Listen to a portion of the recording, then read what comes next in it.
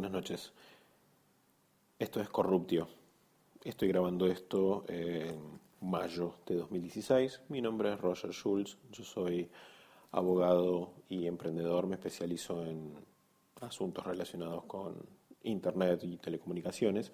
Puntualmente sobre el tema que quiero contarte hoy es sobre el satélite ARSAT 3. ¿Y por qué sobre esto? Porque he visto que en la Cámara de Diputados hay varios diputados en Argentina que están solicitándole información al Poder Ejecutivo sobre la razón por la cual ha sido demorada la construcción del satélite ARSAT 3.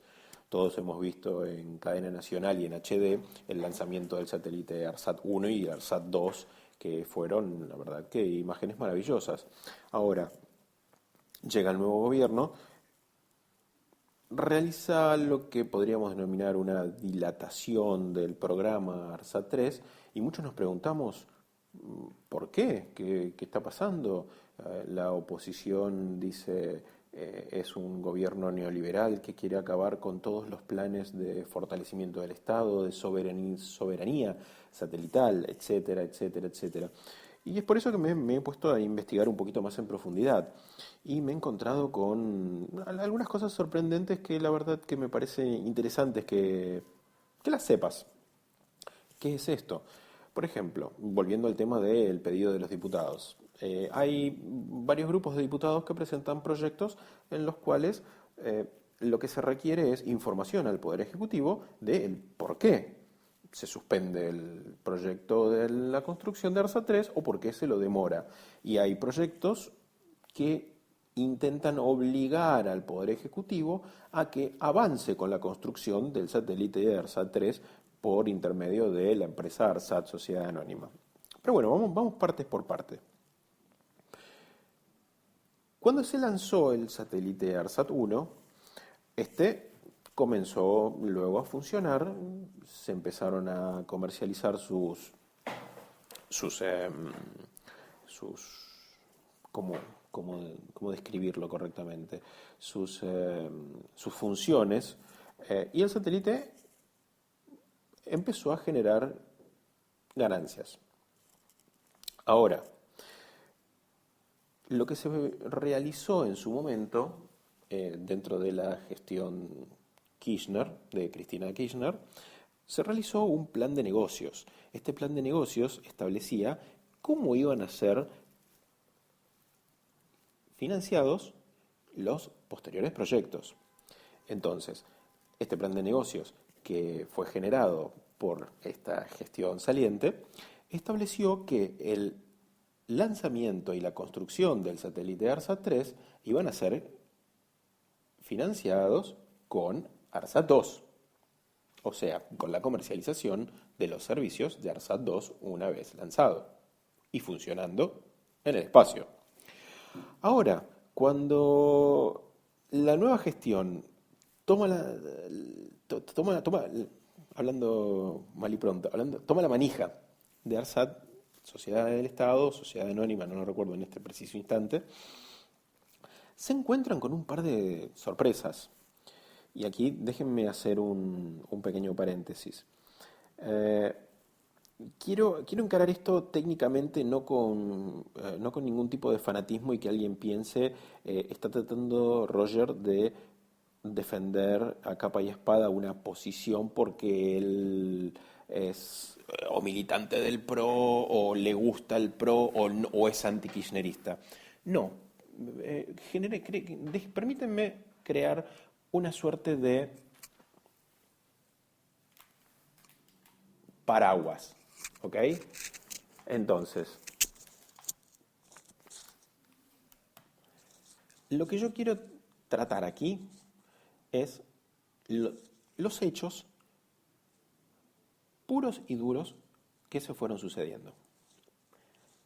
¿Qué es lo que sucedió? Bueno, lo que sucedió es lo siguiente. Son formatos comunes en esta industria que al momento del lanzamiento de un satélite, o sea, el momento en el que vos estás viendo por televisión que el satélite está siendo transportado desde la Tierra hasta el espacio con esos cohetes maravillosos, En ese instante, generalmente está comercializado entre el 50 y el 60% de la capacidad de transmisión de ese satélite. Bueno, al momento del lanzamiento de ARSAT-2, no había sido comercializado en lo absoluto. En lo absoluto. Entonces, el satélite llegó a su órbita, fue colocado, comenzaron las operaciones, pero el satélite no transmitía nada porque su capacidad no había sido vendida. El satélite fue lanzado, si mal no recuerdo, en septiembre del año pasado, o sea, septiembre de 2015. Hoy estamos en mayo de 2016. El satélite aún hoy, en este momento, está en el espacio, de alguna manera, entre comillas, apagado. ¿Pero por qué? Te preguntarás.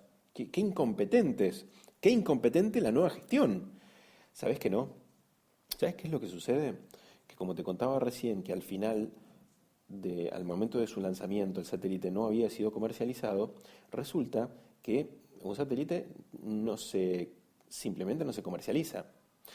Previo a comercializarlo, vos tenés que solicitar en cada uno de los países en los que el satélite va a tener cobertura, o sea, si vos tenés un satélite que cubre toda Latinoamérica o toda América, vos tenés que solicitar lo que se llaman derechos de aterrizaje. No porque el satélite vaya a aterrizar, sino es un término común. ¿Qué es lo que significa esto? Que si el satélite va a tener cobertura en Bolivia, Paraguay, Uruguay, Colombia, Estados Unidos o Canadá, vos en cada uno de esos países tenés que solicitar ante la autoridad pertinente las autorizaciones para poder comercializarlo. Bueno, ¿qué es lo que sucedió? Cuando llega la nueva gestión, eh, que opera ahora la sociedad propietaria del satélite ARSAT, se encuentra que nunca habían sido iniciados ni siquiera esos trámites previos administrativos para poder comercializar la señal de satélite, la capacidad de transmisión del satélite.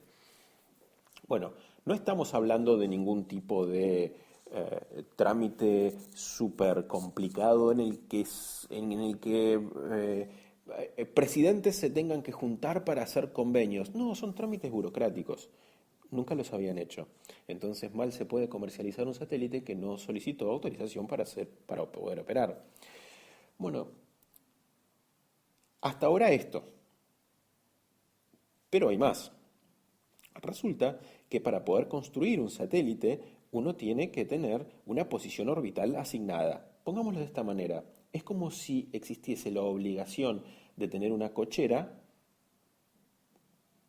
cuando uno se compra un auto. Si uno no tiene la cochera, no le venden el auto. Bueno, de alguna manera funciona así con los satélites. Para poder lanzar un satélite tenés que tener una posición orbital asignada. Al día de hoy, Argentina aún no tiene la posición orbital asignada para el satélite ARSAT-3. Por lo tanto, y esto es un tanto gris, uno no podría ponerse a construir un satélite según el estatuto social de ARSAT si no tiene asignado la posición orbital. Esto es un tanto gris. Y por otro lado, recuerdo que uno de los proyectos que ha presentado la hoy oposición para obligar a ARSAT-3 a construir para obligar, perdón, al Poder Ejecutivo a construir a través de el ARSAT-3, han cometido un error en el cual han olvidado que ARSAT es una operadora de telecomunicaciones, no es una constructora de satélites. Quien construye los satélites es el INVAP, que es una sociedad del Estado que está en Bariloche, es una maravilla, es un orgullo de la Argentina, pero es esa empresa la que construye los satélites y no ARSAT. Espero que te haya resultado mínimamente clara esta explicación. No quiero abundar más, aparentemente ya hace 9 minutos que te estoy hablando, espero que no te hayas dormido o aburrido o cambiado de canal. Hasta luego, gracias.